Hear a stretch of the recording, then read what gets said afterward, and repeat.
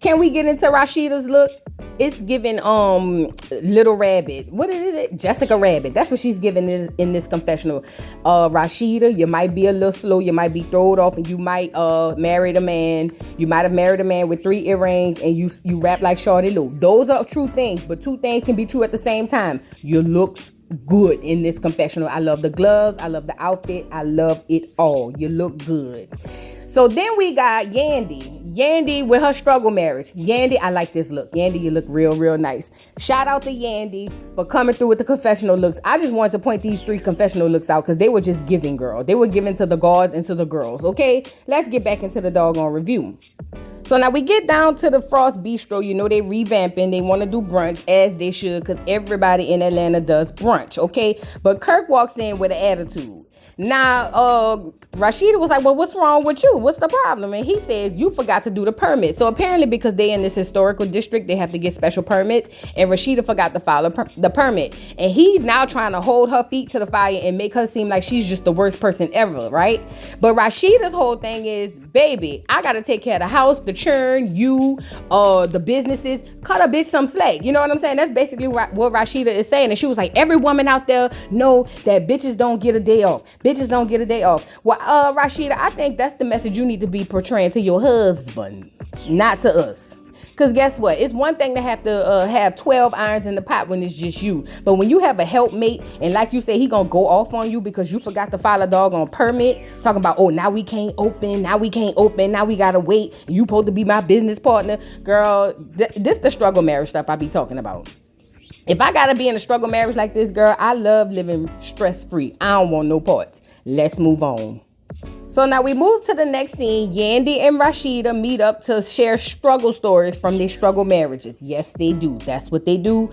They get together to bond and trauma bond over their struggle marriages. But they sit down and the first thing they start talking about is the last encounter they had with Spice. Because, you know, Yandy said she don't like that Spice is saying stuff like she don't want to keep living and all of that. That she feel like she's going to basically expire early. And she wants that out of Spice's head. And she wants to be there for Spice. Shout out to Yandy. But let's get into the meat and potatoes of why we here. So the reason we are here is Yandy is telling, Rashida is telling Yandy about the situation with Kirk at the bistro and say, girl, Kirk cussed me out. She said, not cussed you out. Yes, he did cussed me the fuck out, okay? And I didn't really appreciate it, you know, all behind this doggone permit. And, you know, Yandy was like, well, tell the truth. Can you take some of that responsibility? She was like, yeah, I can, but I just didn't appreciate how he putting everything on me. You know what I'm saying? So then Yandy was like, well, girl, speaking of struggle marriages, I'm going through one too. Because, you know, ever since my husband Mendices went down there and told them people he gave his mom up for ransom for a key of cocaine, he's been struggling. He's been depressed. He's been going through it. And Rashida was like, oh, man, that's cold-blooded. And, you know, Yandy was like, I love the fact that little Mendices gives positive affirmations to his dad and say, Dad, I know who you are. You're a great man. You're a great person. Don't let the internet and the streets get you down. I know who you are. And I just want to say, I normally don't address children, but Lil Mendices, you were not there. He didn't put you up for ransom. I understand why the mammy is mad. I would be mad too. But shout out to that. What I do appreciate is little Mendices talking to his dad and trying to, you know, make him feel better. You know what I'm saying? Because that is important, even though he wasn't worth a dime back in the day before you was born, little Mendices. But I get it. You know what I'm saying? And so Yandy was like, well, you know what? I think, you know, when it comes to Mendices, little Mendices always brings him joy. You bring me joy. So she said, why don't you get Carter to, you know, get Kirk back into his little spiznai, you know what I'm saying? And Rashida was like, you know what, girl, you is right, because he do, you know, Carter do brighten up my husband's life. And I'm sitting here saying, girl, I don't think Kirk even be dealing with Lil Carter. But you know what? If Lil Carter is going to be what it's going to take to get y'all back on the same track, then I need you guys to start the doggone race, okay? So they get to talking about this media panel that, panel that Mita is inviting them to. And basically Yandy say, oh, girl, I got all these girls coming, or Mita got all these girls coming. And I think this will be a great time for Amy and Rennie to sort out their issues, because they having issues over a song or whatever. She said this is the place that they need to sort this out. And I'm just saying, girl, this is not the place. This is never the place. But y'all just continues to go on and act like it is. So we just gonna act like it's gonna work out at the place, girl. all out in the public, girl. I don't know. The producers must be telling them to say this type of stuff. This is the perfect place for them to work out their issues. You know what I'm saying? Girl, bye. Anyway, let's move on. So post-divorce, Scrappy feels like it's a great time than ever, even though his child is on the way to college. It's a better time now than ever to be a father. So he takes Erica and his baby Imani out to do laser tag. It's like doped up laser tag, if you ask me. So they go do this laser tag, child.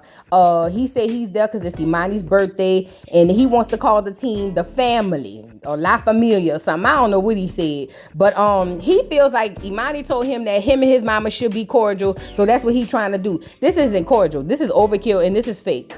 And you don't think Imani sees through that? She probably happy that y'all cool, but you don't think she see through that? Because she does. She really does. But they get to talking about her going to college after they play the game, because they go down there and play the game or whatever. And they ask, well, not they.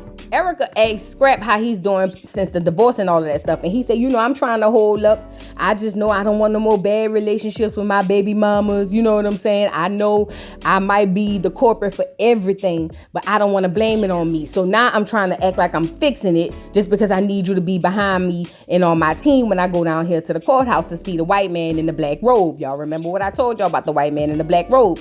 So then they go to asking Imani how she feel. And Imani said, I'm tired of you being with Debbie Downer. And he said, Debbie Downer? She said, yes, Debbie Downer. She said, I'm tired of people asking me how I feel about what she's saying online. I'm tired of all of this. Like, at this point, girl, like, bye. Like, I don't want to deal with it. I empathize with Imani on that, because I couldn't imagine being the daughter of a reality show star, and every time his wife or somebody put something in the blogs about your daddy, now you got to say something to defend him.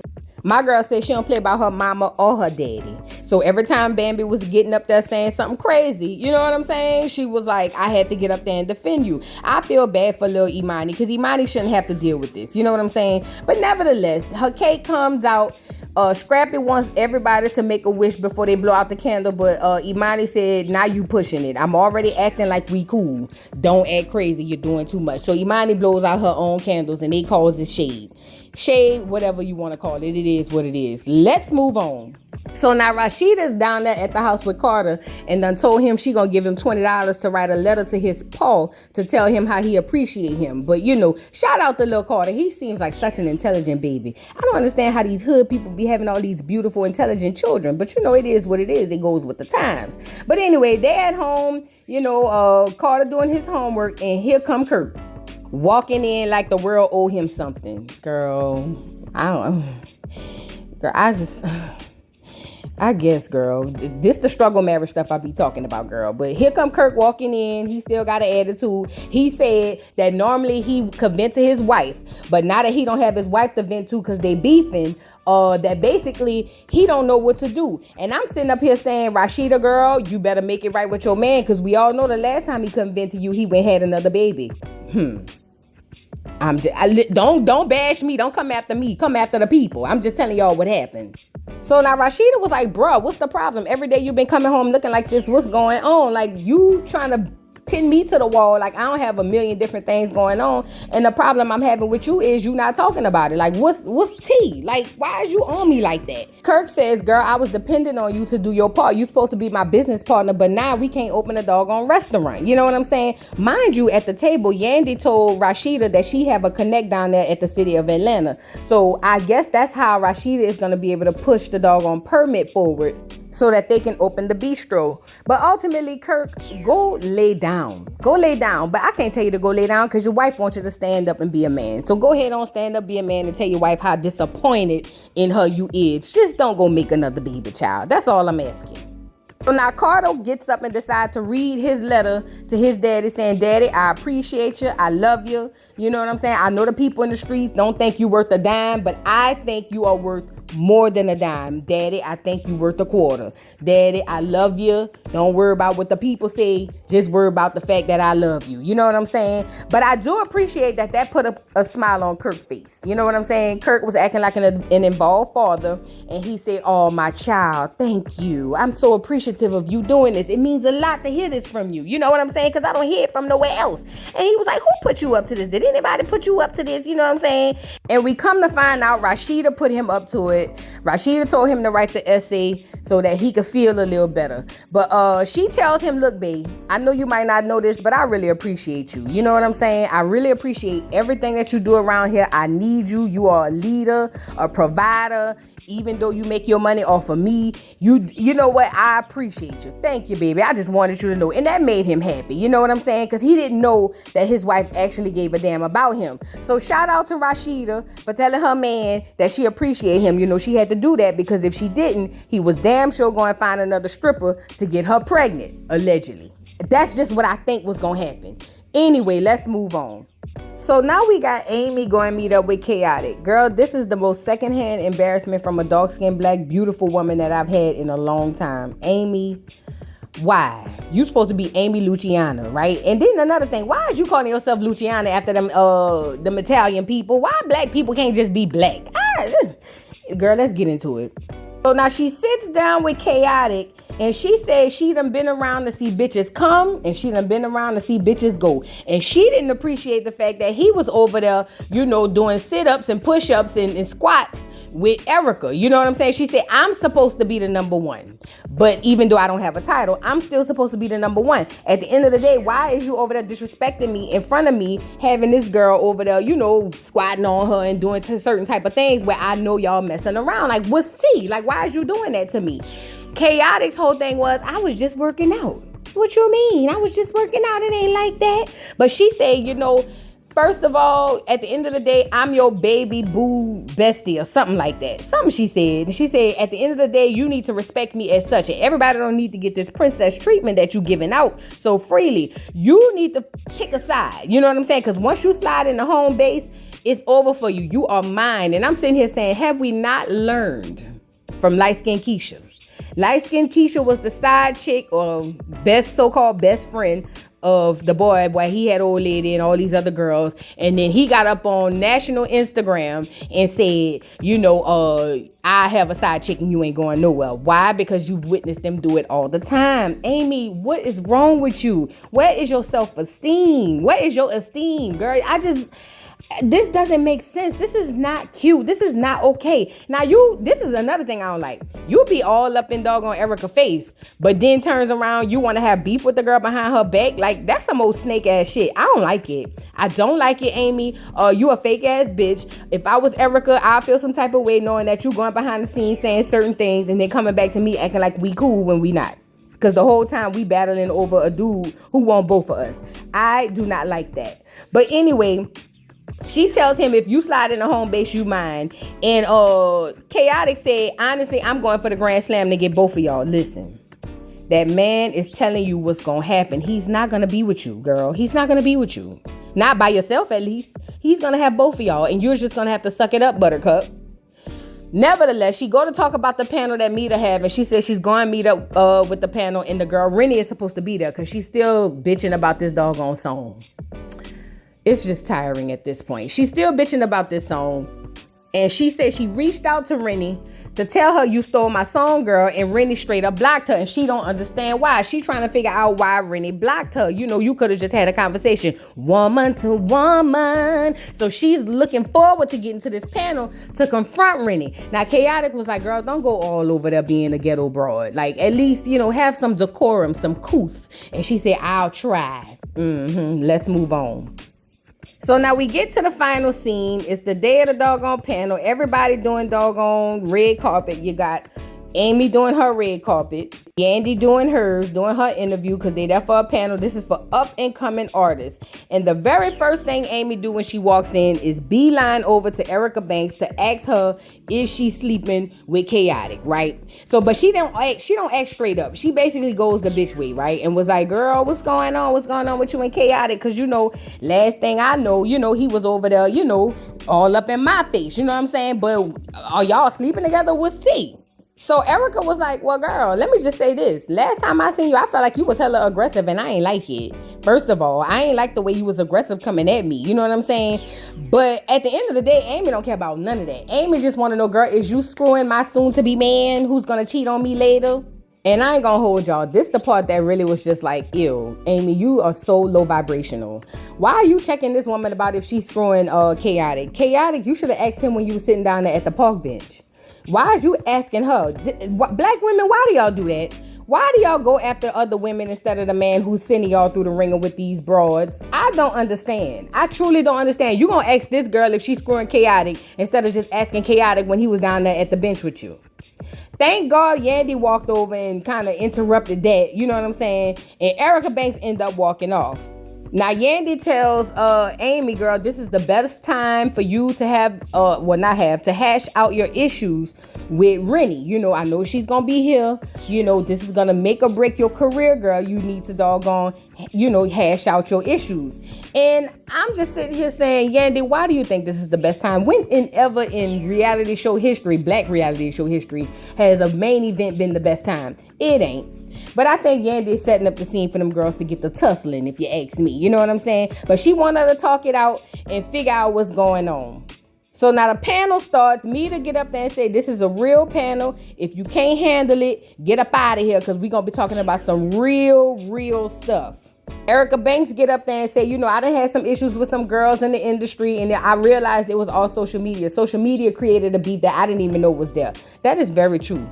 Listen, at some point you got to stop reading the comments. I learned that from Kim Kardashian when she used to be obsessed. You know how Cardi is. Shout out to Birdie Gang. But when you obsessed with the doggone internet, it will really have you thinking the stuff that's going on social media is real life. So shout out to Erica for spreading that little piece. Now Amy gets up there. And said she done had some beef with some girls in the industry. She didn't name no names, but I felt like it was a subliminal to Rennie. And I'm just saying, girl, what? But she said you have to be positive and not let it get to you. Giving all the positive words, all for her to get off the panel and be ready to throw gloves with Rennie. Amy, girl, it's just giving low vibrational broad, like that plate that girl was talking about. Then Yandy gets up there and basically say, y'all gotta be strong. You know what I'm saying? She was like, listen, you can't get it in with the people. You gotta get it in with the people you need to get it in with. That's the people who running all of this, the labels. You know what I'm saying? Shout out to Yandy for trying to give some doggone perspective, because we all know Yandy been in this business for a long time. We remember her managing Jim Jones. Stop acting crazy. Yandy know what she talking about when it comes to this industry. Stop acting crazy. You know what I'm saying? But nevertheless, after the thing is over, Yandy goes speak to Rennie and was like, hey girl, what's going on? How everything going? She was like, so I heard you and Amy got an issue. Like, what's tea? And Rennie said something that was very important. Rennie said, girl, I don't have no issue with her. Last thing I know, I remember seeing something in the blogs. Then I go into my DMs and see that she DM'd me. So I just blocked her. Straight up. Like, I just didn't want the drama. I took it up with my label. Let me just say this, y'all. I don't know much about the music industry, but I was attempting to get in it a long time ago. This is what I know, because this is the same thing happened to me. I was writing music for a producer. He would say, oh yeah, write to this song, or write to this beat. And I would write to the beat, and he would have me record a demo. And the whole time he would be using my writings and my demos to give to other artists. Now, why is this important?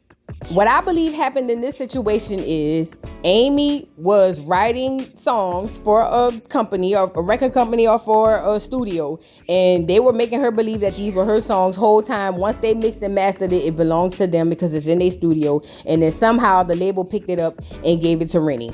That's what I believe, because I've had my own experience with it. I learned my lesson, and that's probably the one main reason why I didn't want no parts of the music industry, because I was like, that's so cutthroat. You know what I'm saying? But ultimately, Amy, your beef ain't with Rennie. Your beef is with the label. And Rennie is going to tell you that. Your beef ain't with her. It's with the label. Why is you DMing her? You need to be DMing your doggone A&R. You know what I'm saying? You need to be DMing your manager. All these other people to DM, but you want to DM Rennie. And Rennie said she wasn't having no parts of it. Girl, But anyway, yeah, by the way, she's there because she said she missed the doggone meeting or the panel because her daughter had a track meet, and she's a mother first. Shout out to Rennie being a mama, as you should. You know what I'm saying? That's the most important thing in these children's lives. You know what I'm saying? That's the most important thing. So now Yandy thinks it's a good idea to have Amy come over and talk to Rennie. She said, because I feel like y'all could get over this. This is just a small hump.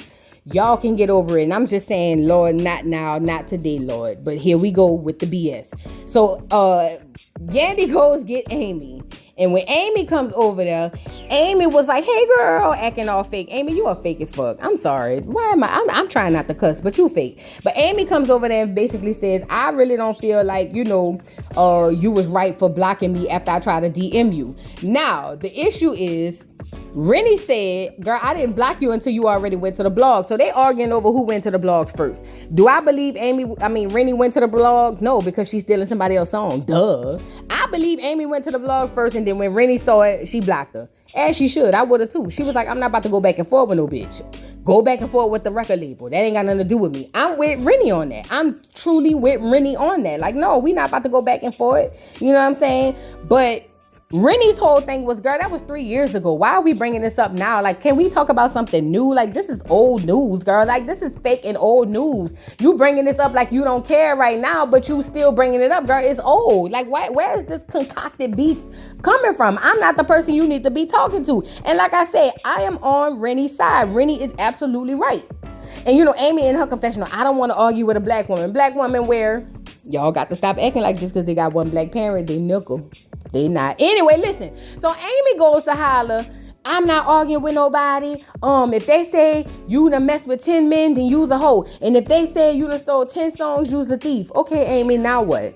Like she said, my song's streaming. What's up? It's still streaming. Y'all could go get it. You should have said the name of the song, Rennie. That would have really sent her to the king. You know what I'm saying? But yeah, she said my song's still streaming. So I don't know, what's the big deal, girl? You got your beef with the wrong person and it ain't me. So now Amy wants to go low as she can go. You know how the President Obama wife Michelle said, when they go low, you go high. Amy decided she wanted to go as low can go. Low, low, low, low, low, low, low, low. And she said, girl, the people say you don't write and you don't fight. I said, Amy, why would you call that girl hands like that at an event? Girl, this is out of order. You don't do that type of stuff. And I'm with Yandy. Yandy said, girl, you just got up there on a panel saying all these positive things about how you've grown and all of this, and you gonna get out here and be ready to fight in front of the same people you said you was over this and above. Girl, like, stop it with the capness. Stop it, Leonardo DiCaprio. Stop it. I'm with Yandy. It's very hypocritical. Miss Deb told her ass she need to walk away. And everybody know one thing. When Miss Deb talk, you listen. Miss Deb was like, you over here acting a damn fool, embarrassing yourself after all of that stuff you just said up on that panel. Go lay down. Go lay down. That's what Miss Deb said. And I'm with Miss Deb, girl. Go lay down. Walk away. Now, Yandy being fed up was just over it. Yandy was like, you know what, girl? I'm going to go talk to Rennie at this point. She was like, because you just don't get it. You want to be one way on a panel and then ghetto and ratchet in real life. And I'm not here for it. She was like, I'm going to go over there and talk to Rennie. You have two paths to choose. There's one that goes out the door and there's another that leads to this girl so you can go over there and apologize. But whatever one you choose, you need to hurry up and choose it, because at this point, your legacy is what happens right now. So Amy decides she's going to take the high road and go talk to Rennie. And she goes tell Rennie, at the end of the day, Rennie, I understand. I was wrong for what I did and what I said. My beef ain't really with you. It's with the label. I handled it wrong. It was just me being emotional. But I didn't really think that, you going to the blog or whatever was the issue or was the problem or was the solution for that matter. And they get to going back and forth about who went with the blog. And Rennie was like, girl, look, let me tell you something. At the end of the day, when I had an issue, I went and talked to the label. That's what you should have did, but you didn't. You decided to come create a beef with me, a false beef with me that does not need to be. And this isn't even worth all of this stuff that we going through.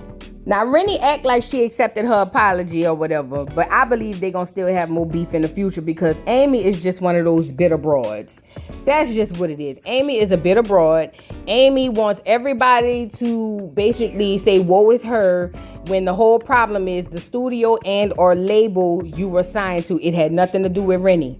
Even though Rennie is a light-skinned girl and she's profiting off of your writing ability and your pain, that ain't got nothing to do with Rennie herself, because Rennie is basically a doggone worker. She is a doggone slave to the industry. She's doing what her handlers tell her to do. Now you got to go talk to your handlers and see what the hell going on. That ain't got nothing to do with Rennie. It has absolutely nothing to do with Rennie. That's just my opinion. But they had their little conversation or whatever. I don't know if they really truly got resolved, but they had a conversation, I guess, at least. But I don't think Rennie is over it. Rennie still feel played about something. So now Yandy goes to thank Amy for taking the high road and going and say, hey girl, my apologies, I'm sorry. You know what I'm saying? Things didn't work out the way I thought they would. And Amy claims she's happy that she went over there to talk to that girl. Girl, no, you're not. You still beefing with that girl because you still don't even know how to handle your emotions, girl. It's emotions taking me over. Caught up in sorrow, lost in a song. That's too much for y'all. Y'all ain't ready for all that. That's too much. That's too much. But that's how the episode ended, girl. I ain't got much else to say about it, girl. Amy, you a disgrace to dark-skinned, beautiful black women. And you are a dark-skinned, beautiful black woman. But the self-esteem gave me below gutter. I don't like it. I don't like it at all. Not one bit. Nevertheless, y'all drop down in the comments and let me know what y'all think about this episode of Love and Hip Hop. AT-Aliens. Please don't forget to like, subscribe, hit the notification bell, share the video. And I'll see y'all hoes later, girl. I'm tired. Bye. Mr. Carroll, how you give the voodoo dog time to talk? I don't get no fucking time to talk. Who the voodoo doll is? The nigga you just had up here.